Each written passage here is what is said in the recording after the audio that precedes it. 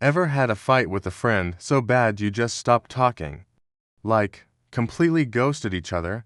It happens, right? But what if that silence lasted for years? What if it lasted a lifetime?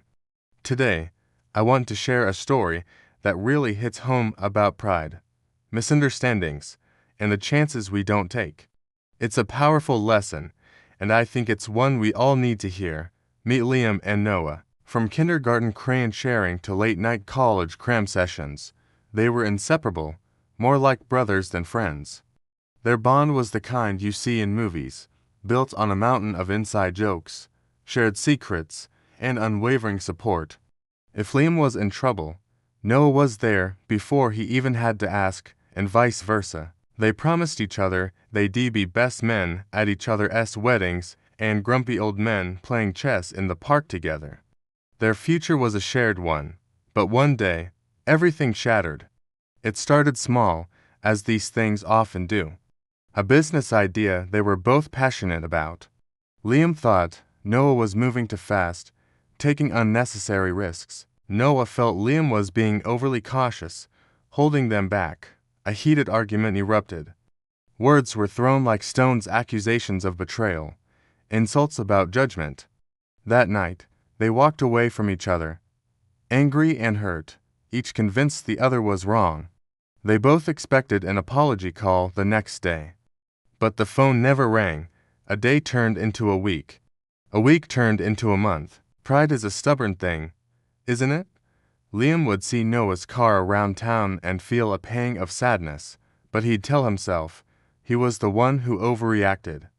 He should apologize first. Meanwhile, Noah would scroll past old photos of them, his heart aching, but he'd think, he didn't trust me.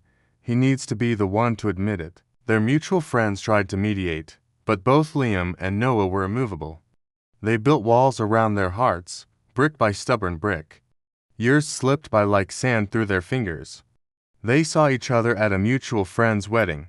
They stood on opposite sides of the room, exchanging a brief, awkward glance before looking away. The air between them was thick with unspoken words, with years of shared history now buried under a mountain of silence.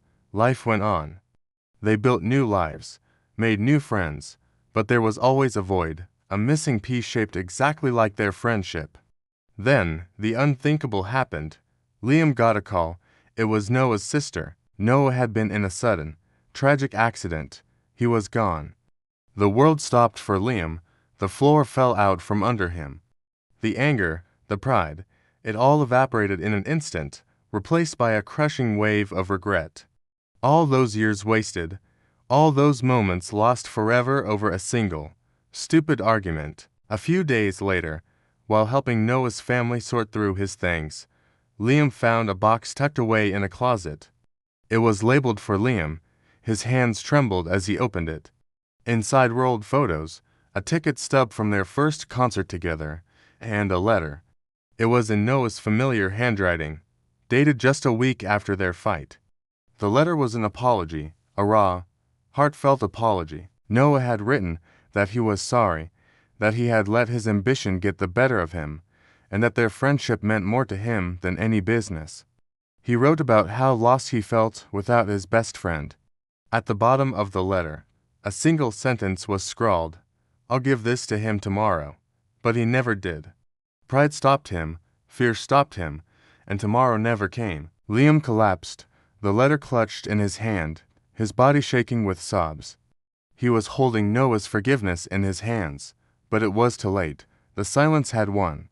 The price of their pride was their friendship, their brotherhood, and all the years they could have had. This story is a heavy one, but its lesson is critical. Pride costs so much more than forgiveness. Holding onto a grudge is like drinking poison and expecting the other person to suffer. Don't let a misunderstanding steal your tomorrows.